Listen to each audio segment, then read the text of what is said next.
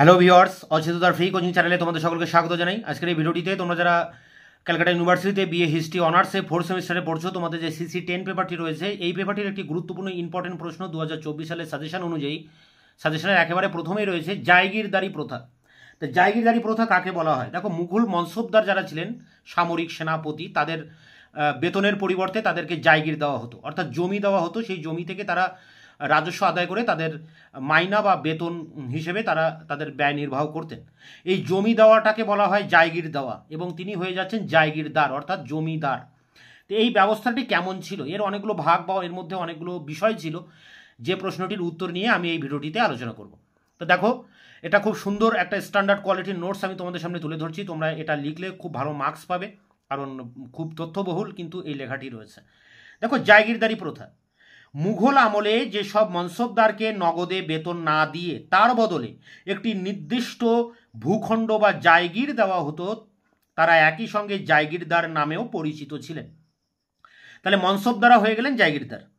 প্রদত্ত এইসব ভূখণ্ডকে অনেক সময় তুই উল নামেও অভিহিত করা হতো, এবং এর প্রাপককে তুই উলদারও বলা হতো।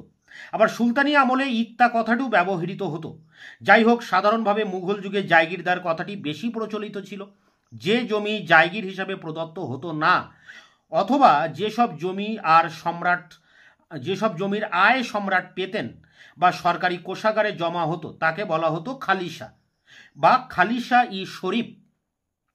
জায়গিরের মতো একই ভিত্তিতে কিন্তু কোনো পদ বা দায়িত্ব ছাড়াই যে জমি ভোগ করা যেত তাকে বলা হতো ইনাম, অর্থাৎ ইনাম হচ্ছে দান করা জমি।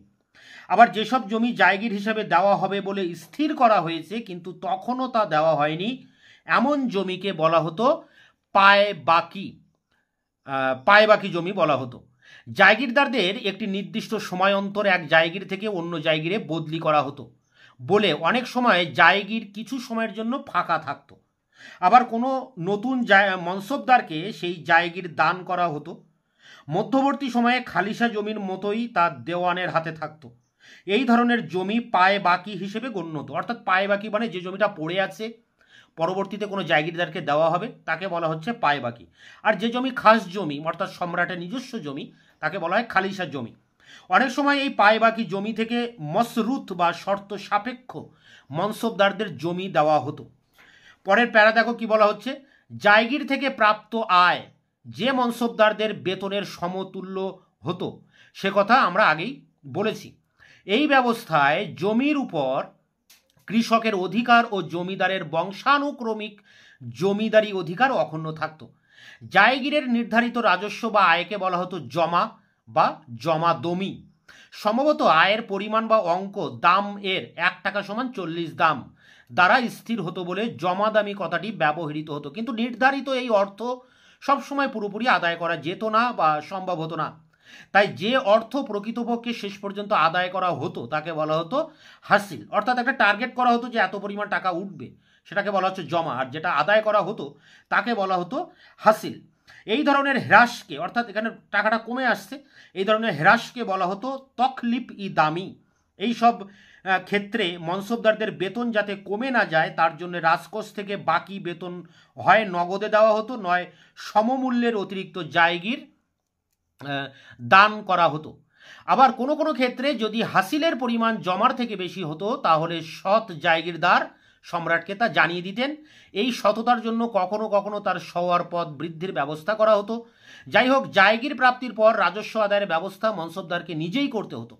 বড় মনসবদারগণ নিজে তাদের নিজস্ব আমিল, গোমস্তা, পাইক ইত্যাদি কর্মচারী মারফত তা করতে পারতেন, কিন্তু ছোট মনসবদারদের পক্ষে তা সম্ভব হতো না বলে তারা ইজারাদারদের মাধ্যমে তা আদায় করতেন।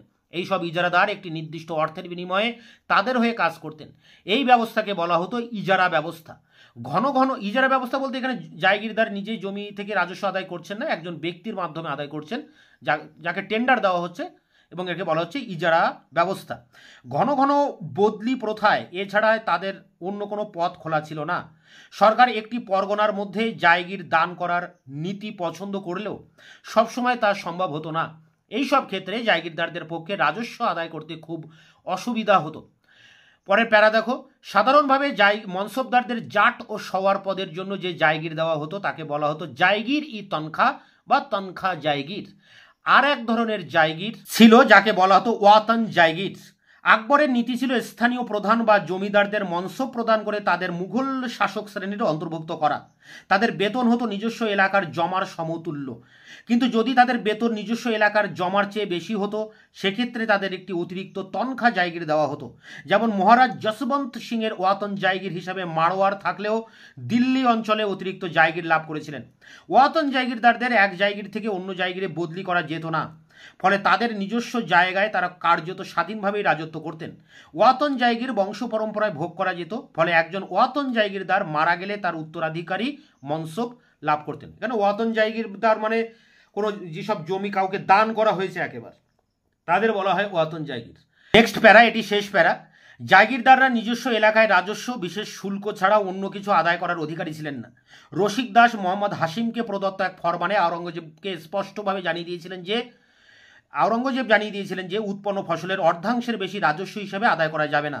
তাছাড়া সরকার অনুমোদিত কর ও শুল্ক তারা আদায় করতে পারতেন, কিন্তু সরকারের নিষেধ সত্ত্বেও কিছু কিছু শুল্ক তারা অবৈধভাবে আদায় করতেন বলে মনে করা হয়। সরকার তা বন্ধ করার জন্য কোনো কার্যকরী ব্যবস্থা গ্রহণ করতে অনাগ্রহী ছিল। রাজস্ব আদায়ের জন্য বড় জায়গিরদাররা কররি অর্থাৎ রাজস্ব আদায়কারী, আমিন মানে রাজস্ব নির্ধারক, ফতেদার, কোষাধ্যক্ষ, কারকুন, হিসাবরক্ষক প্রভৃতি কর্মচারী নিযুক্ত করতেন। অনেক সময় একজন কর্মচারী একাধিক ব্যক্তির দায়িত্ব গ্রহণ করতেন। ছোট জায়গিরদারদের প্রধান প্রতিনিধিকে গোমস্তা বলা হতো, আমিল বা শিকদার। প্রতিনিধিকেই বলা হতো আমিল বা শিকদার, তাদের গোমস্তাও বলা হতো।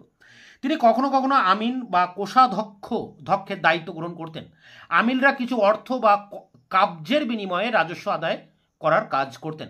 নিজেদের স্বার্থে জায়গিরদাররা এমন মানুষকেই নিজেদের প্রতিনিধি হিসেবে নিযুক্ত করতেন যার নির্দিষ্ট এলাকায় কোনো স্বার্থ থাকতো না। অনেক সময় কোনো কোনো জায়গিরদার তার অধীনস্থ সৈন্যদের রাজস্ব আদায়ের দায়িত্ব অর্পণ করে নিশ্চিন্ত থাকতেন। অনেক সময় আবার কেউ কেউ রাজস্ব আদায়ের জন্য ইজারাদারদের নিযুক্ত করতেন। ইজারা প্রথা কৃষকদের কাছে অভিশাপের স্বরূপ ছিল।